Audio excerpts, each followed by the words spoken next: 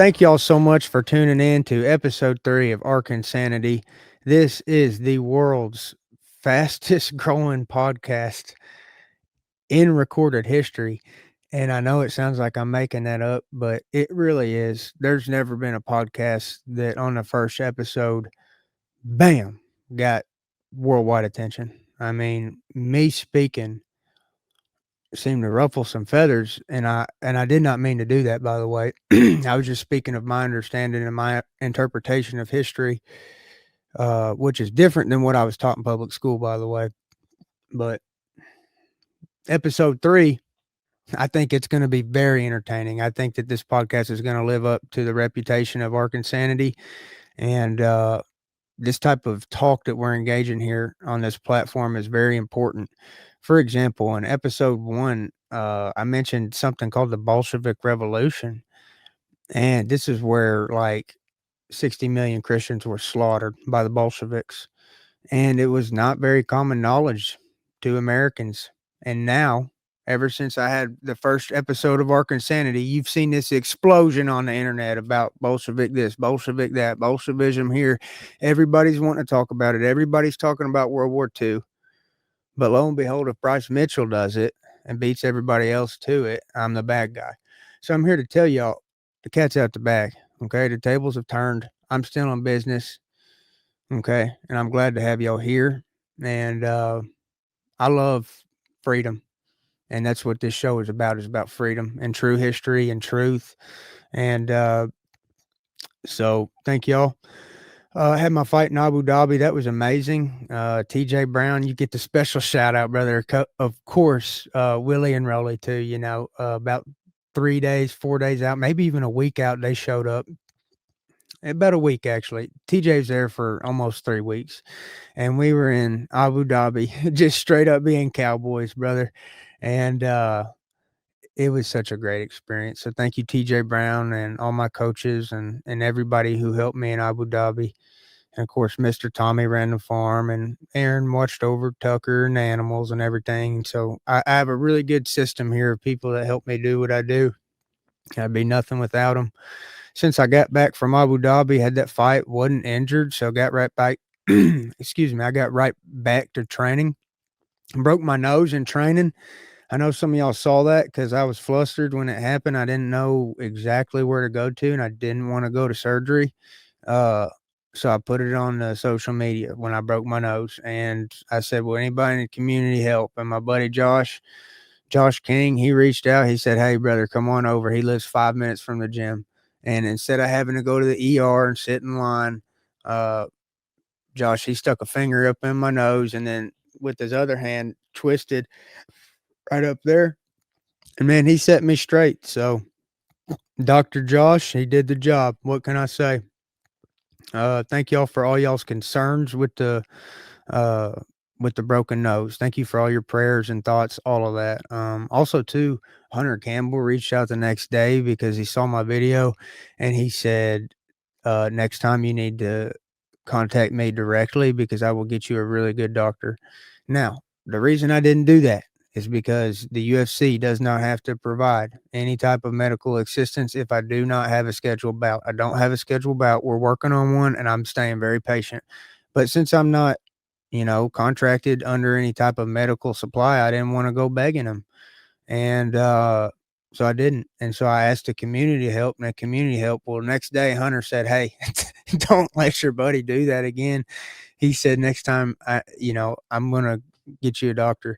So thank you, Hunter, for caring about my nose, and thank everybody who cared about my nose. And next time I will call Hunter if my nose breaks again. And if Hunter can't get me in, I'll call Josh. um, but man, just thank y'all for caring about me. I'm good. My nose is fine. This episode right now is brought to you by Mitchell Made. You can check out this link. It's mitchellmadeusa.com. Okay. So when you go to type in mitchellmadeusa.com on Google or on your browser, you got to be real careful because if you type it in on Google, it's going to take you to this gay website. That ain't what I'm about. Okay. So these dudes are going to try to gay you out when you go to Mitchell Made. Make sure you get this right. MitchellMadeUSA.com. Okay. Because that gay stuff, that ain't me, brother. I'm selling cotton t-shirts made in America. I don't know what all that other stuff is about with the lipstick and the this and the that. No, that's the wrong Mitchell. Okay. You got the wrong website. You need to do a U-turn. Get on out of there, brother. And I have to talk about the number one thing that's going on in this nation since the last podcast I did, which is obviously the Charlie Kirk assassination. In fact, the Charlie Kirk assassination is what this entire episode is all about. That is what inspired this episode. If it weren't for the Charlie Kirk assassination, there would not be an episode 3 of this podcast right now. I'm so mad about this assassination that I had to do a whole episode on it.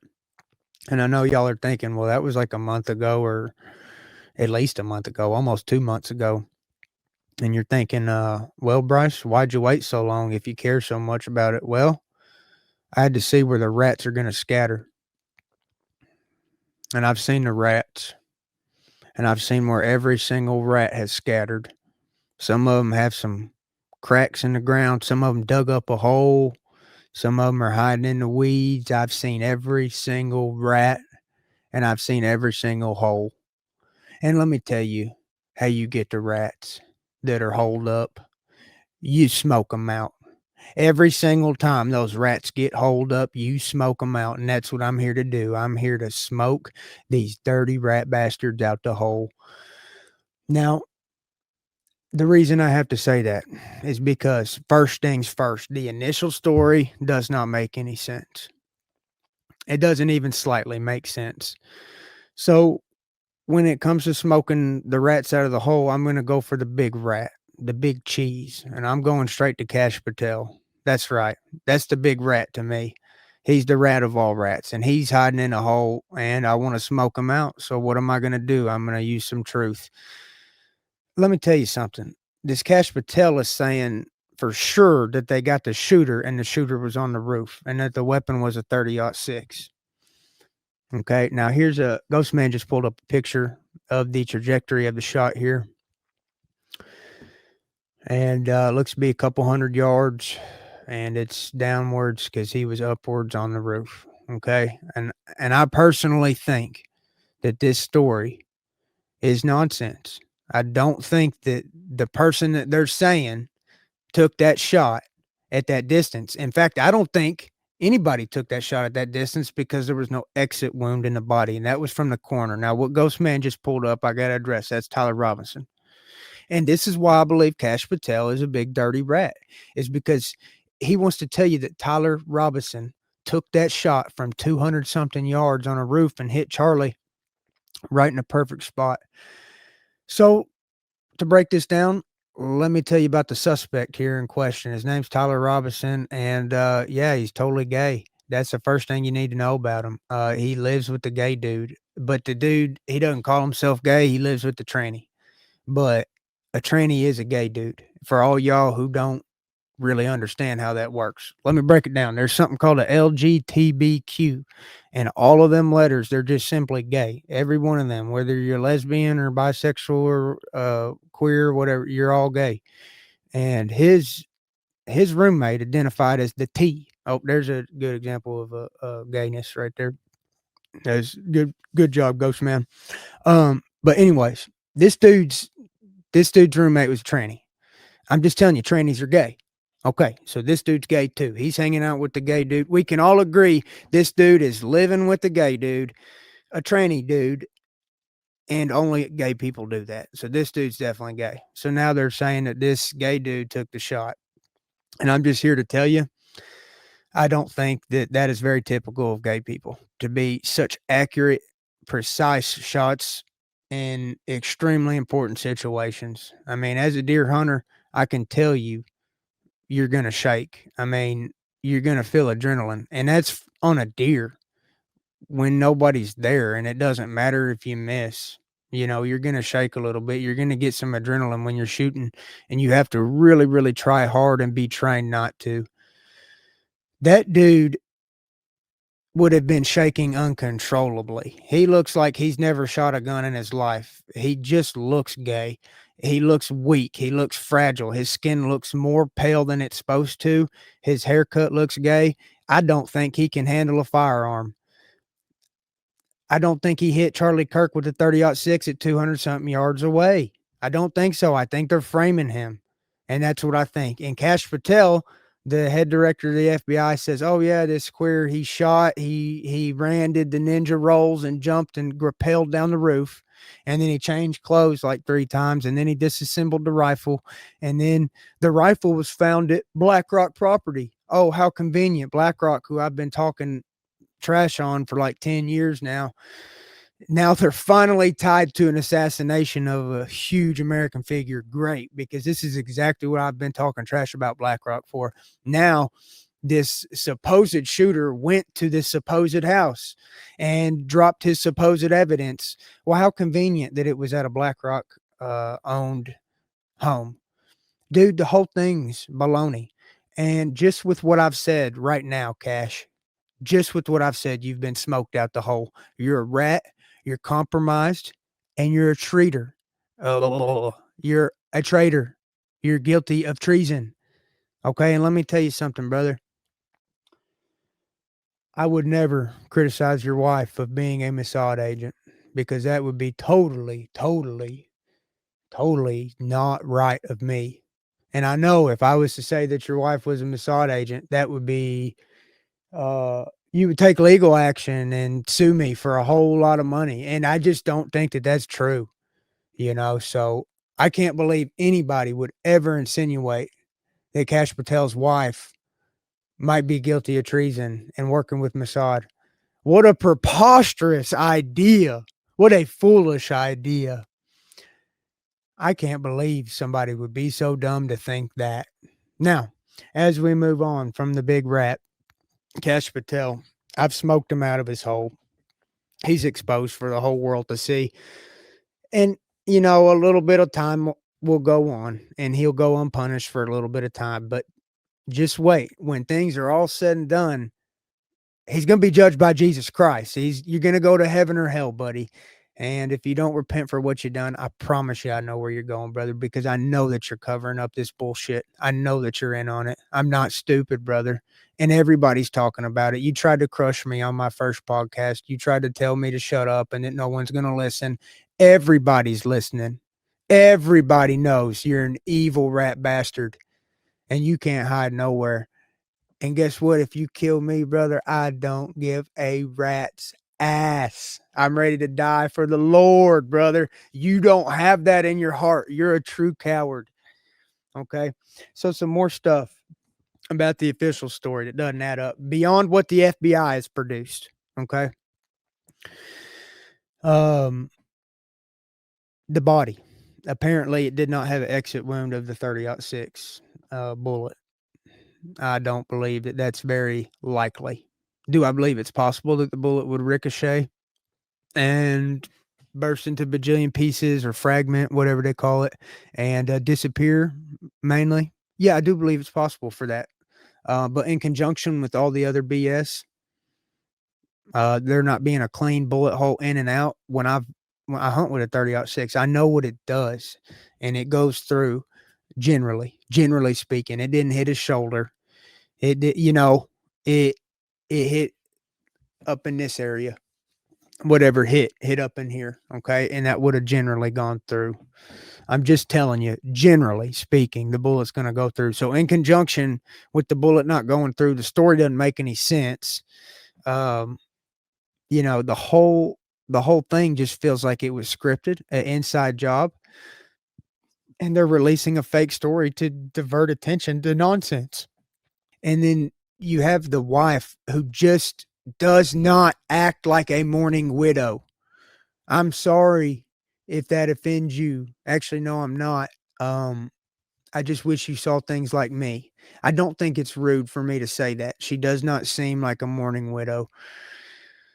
And she's too laughing, too joking, too hugging on other dudes. I'll just be honest with you. And I told, because at first I was really compassionate towards her and really felt sad for her. But after I saw her just continuously laughing and smiling and hugging on other dudes a bunch, I just really didn't like it. And there was one picture in general. This one kind of upsets me the most. It was the most distasteful. The leather pants, where you know, JD Vance puts his hands on her hips, and then she runs her fingers through his hair.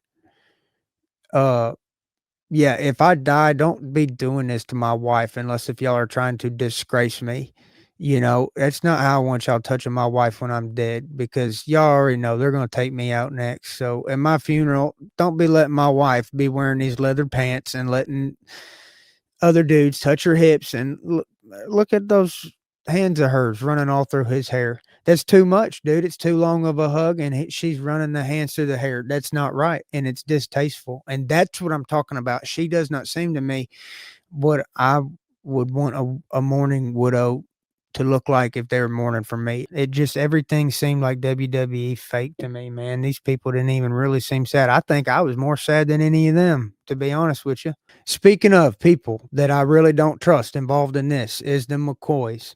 I believe that the son McCoy is member of TPUSA, one of Charlie's supposed close friends, and the father of that son McCoy is Pastor McCoy. And so here's what makes me mad about this Pastor McCoy character. He goes on a couple days after Charlie got killed, and he's telling his audience, which appeared to be a church, he's saying, "Oh, my son had blood all over him, and he ran to Charlie and tried to help him, and he was there." And guess what? That's all a crock of shit, and you're a liar. I watched a video, and Mikey, the dude that supposedly ran to help Charlie, he was on the phone and he walked away when Charlie got shot. He turned his back and casually walked off. So your son, Mr. McCoy, did the opposite of what you just explained. He is a coward at the very least. I'm not saying that old McCoy was in on it, even though he could have been. Red flag. Dude didn't even drop the call. Brother, if shots start ringing, I'm dropping the call. And if my buddy falls down, I'm going to go to him. I'm just telling you, brother, that's the truth. And McCoy, he did the opposite. But what makes it bad is that McCoy's dad goes on his little show and says, "Hey, my son's a hero. He's covered in blood. He tried to help Charlie." I couldn't think of a bigger red flag. Somebody that is actually trying to twist the narrative to cover something up. Yeah, why would you twist the narrative? If anything, you should have said, "Look, my son was on the phone and he just didn't know what was going on and he just walked away. He didn't even see Charlie get hit." That's what you should have said. But instead you lied, try to make your son a hero, and now you exposed yourself, and you are a potential suspect, you little rat bastard. And your son didn't do nothing except walk away. And I just wanted to tell you, Mr. McCoy, I got you. You can get smoked out of the hole too, buddy. Um Now, we gotta talk about who I think did it, because that's the most important thing, and I said it since day one, and I'm gonna keep saying it, is the Israel Zionist. It's common sense. I said it day one, right when it happened. I went on the social media and I said, "Look, I think Israel Zionist did this." And did I say earlier that Cash Patel was the big rat? I'm so sorry. He's like he's a big rat, but the biggest of big rats, that's who I'm actually going for now. I've got him holed up, and I'm gonna smoke him out of the hole. His name is Netanyahu. That's the sumbitch that did it. Promise, promise you. Investigator Mitchell's on the case. Okay, I've got the motive. I've got the device used, most likely, and I've got the evidence, the fingerprints, bro. I got your ass, Netanyahu. The public has shifted. Everybody knows what Bolshevism is. Everybody knows how you want to kill us and destroy our nation. Netanyahu, you big rat bastard. I got you, buddy. And you can kill me now. It don't matter. I've already said it. I've already said it, brother. You can't stop it. The truth is going to win. The light's going to shine, and the darkness is scared of the light. And let me tell you something, Netanyahu. I know you did it because of the motive. The motive is how Charlie was turning on Israel. When Charlie goes on PBD podcast and says, "Hey, I don't believe the October 7th actually happened the way it was purported." Oh, and by the way, this podcast in question, they took out the segment of what I'm talking about. They done deleted the evidence. You can't even go and see the podcast I'm talking about. Charlie literally said word for word, I don't believe October 7th. It was an inside job because there was a stand down ordered. The IDF was ordered not to shoot, to let these terrorists kill innocent people in Israel. By the way, I love all the innocent civilians out there in Israel. It's the Mossad, it's the governing bodies in Israel that are extremely evil, and they want to kill all of us, and they want to use our tax dollars to do it. And they also want to kill all the Muslims over there. They want to make the Christian nation and the Muslim nations hate each other, so they kill each other. It's that simple. And guess what? I love Muslims. It's not going to work on me, Netanyahu. I know you killed Charlie. I know the queers didn't do it. I know the Muslims didn't do it. You did it, you big smoking rat. And I got you in your hole, buddy. And I've holed rats. I've holed rats my whole life. I know what they do when they're holed, buddy. They all get smoked out and they all run. They scurry for the wood line. You're in the open pasture. There's nowhere to run. You're holed. We all see you. Now, Netanyahu doing it. Okay. You got to understand that Netanyahu knew Charlie. He contacted him 2 weeks before he contacts Charlie. And this is evidence released from Candace Owens. I believe Tucker might have even covered this. But anyways, the evidence is a text message from Charlie to Candace saying, hey, all these donors have took their money back. I've lost $17 million in sponsorships from Israel since I talked about October 7th being an inside job. So since Charlie turned on the IDF, he turned on Mossad, he turned on Israel, he turned on Netanyahu, they pulled $17 million from his funds. 2 weeks later, he's dead. I'm just telling you who did it. I'm not stupid. I know y'all ain't. I don't got to explain it no more. Y'all know who did it. I'm not going to waste no more time. So I also want to say what I think they used. I think they used a small explosive device because Israel, the only logical suspect, is very good at using explosives. I mean, that's how they kill people. They actually, the Mossad planted a whole bunch of pagers on people, and that's what Ghostman just pulled a picture up of right there. Is one of the pagers that blew up. But this Mossad, basically, they're kind of like the CIA, and the CIA is evil too. But the Mossad and the CIA work together. They're all a bunch of rats, okay? So they're really good at planting these small explosive devices, and they're really good at blowing people up with them and killing them instantly. And I really do think that Charlie's mic was rigged with an explosive because they didn't want to risk taking that shot at that range where you can actually miss and he can get away, and then he'll be on high alert. So I really think they wanted to guarantee the success of the mission, and I think they used a small explosive device.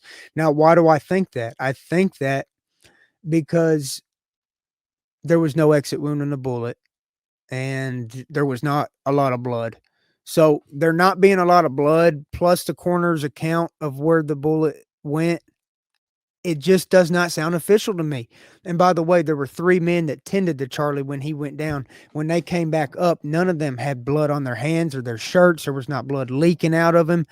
And I've been deer hunting, and I'm just telling you, there would generally be blood coming out, and it would be a lot of it, and it would be all over their hands. And if they touched their face, it would be on their face. The blood would be everywhere, and it would be several gallons. He bled to death. I mean, it would be a lot of blood coming out. There was none.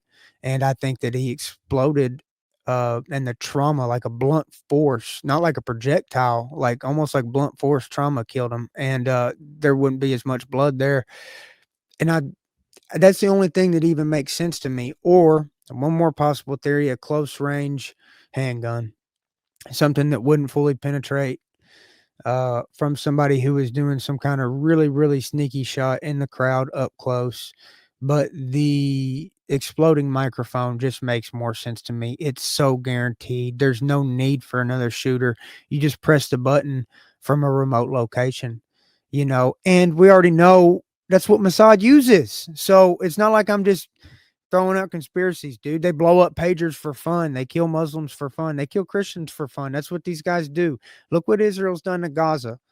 Okay, they're going to kill every Muslim and every Christian there, and then try to build a resort location and sell you hotels there so you can enjoy the beach after they're done massacring everybody there. That's what we're up against. And this country is going to fall if we don't choose between good or evil. It's that simple. And the real reason I'm doing this podcast is because this assassination, I already know who did it. I'm not going to sit here and act stupid and say, "Oh, I wonder who. I wonder who." You know who did it. I know who did it. Shut up. Shut up and stop telling me this queer could have done it or that queer could have done it.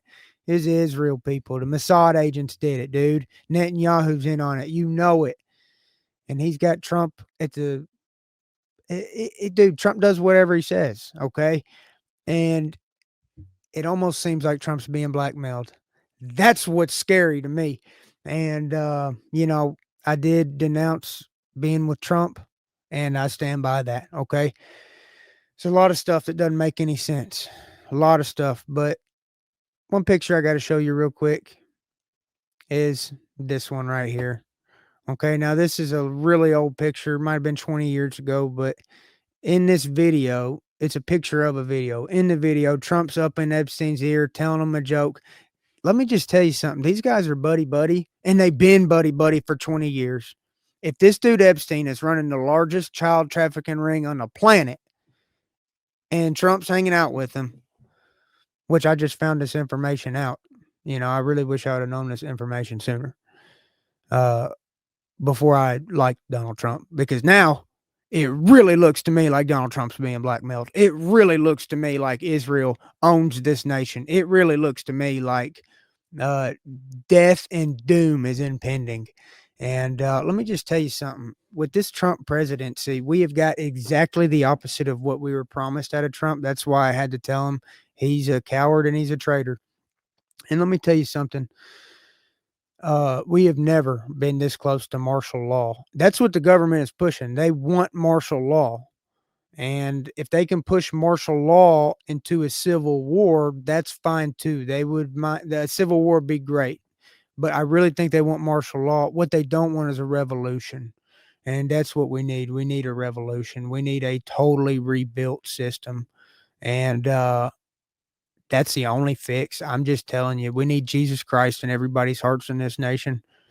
Without Jesus Christ, this nation falls apart. He's the glue that holds us together. I'm just telling you, we have so many evil people that love themselves and worship themselves in office, and they're covering up their pedophile rings. And it's so rampant that actually humanity's about to end. That's how rampant it is. And why do you say that, Bryce? Because I'm telling you what's coming, guys. This is beyond Charlie Kirk's assassination. This is them covering up anything that threatens their power. And next it's going to be me, and then it's going to be you. I'm just telling you, anybody who thinks freely, loves Jesus Christ, and loves America and wants America to be a sovereign, independent nation, yeah, you're a threat. You're a threat to these guys, and they're going to come to kill you. I'm just telling you what's coming. The mark of the beast is coming. They've already put electronic chips in people in the UK. Okay, people are using their hands to buy groceries over there with the chip in their hand. That's just what the Bible said in the book of Revelation. Guys, we are living in Revelation right now. And in chapter 18 and 19 of Revelation, the world burns, and specifically America burns. It's called Babylon, but in chapter 18, 19 Revelation, Babylon is America. America is crumbling. I'm telling you, these are the last good days of America. This what Trump has done with ICE has pushed us so close to martial law. And I believe that they're just doing it to traffic the children, because this is what happens with ICE. People with literal ski masks on who do not have badges come up to these people, especially Mexicans, at gunpoint and demand the Mexicans, usually mother and child, no man, no male there, usually demand the mother get out of the car, and they take the children. And I'm just telling you, Trump has been hanging out with Epstein for 20 years, and now he's running this ICE program where they're separating. Well, you got this guy right here hanging out with Epstein, and he's separating children, Mexican mothers from Mexican children and Mexican fathers from Mexican children. He's tearing apart Mexican families, Trump is. And I'm supposed to trust him with the Mexican children? No, brother, you're gonna go to hell for harming them children. If you did anything on that island, you're gonna go to hell. You're gonna rot so bad. You're gonna rot so bad, brother. I'm just telling you. And if you think that your reputation is ever gonna make a comeback, it can't until you expose every single person involved in that Epstein files. And it appears to be yourself involved in that, Mr. Trump. So this is where we're at. We're at a dilemma where, are you going to use ICE to come get people like me now? Are you going to send some goons out here in ski masks without any identification? Am I going to get shot by unidentified agents? Because that's what it feels like. That's what it feels like is coming. Martial law that leads to civil war. I'm prepared for that. I would actually love that. I'm not saying I hope it happens. I'm just saying I would enjoy the results of it. I am a true warrior God. I am not afraid of any fight at any time. I actually get a little bit like I anticipate a battle and I'm like, oh man, I can't wait to call up so and so because I know he's going to be ready too. And I can't wait. I can't wait to help try to save this country. George Washington did it. Thomas Jefferson did it. John Adams did it. Andrew Jackson did it. All these men that I love fought for this nation, and I believe that we're going to have to fight if we want out of this hole.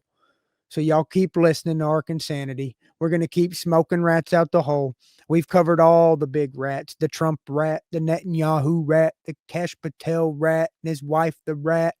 We covered all the rats. Hey, get maxed out in your Mitchell Made gear because I love y'all and I know you love me. And by the way, the sales were tremendous. Thank you so much. I really cannot believe that people came out of the woodwork and have supported me as much as they have since I started this brand. We're going to make a Mitchell Made camo. We're going to make Mitchell Made blue jeans, overalls. Dude, we're about to be legit. Like we're about to really, really go. And we are legit right now because we got the cotton stuff. We're not gay. Okay. Remember, if you go to MitchellMadeUSA.com, stay off of that gay website because that ain't me. You're at the wrong website, brother.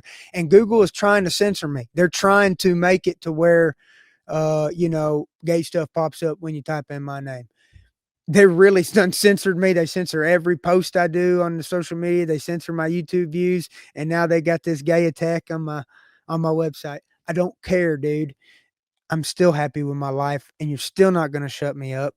And I'm just really grateful for all of y'all.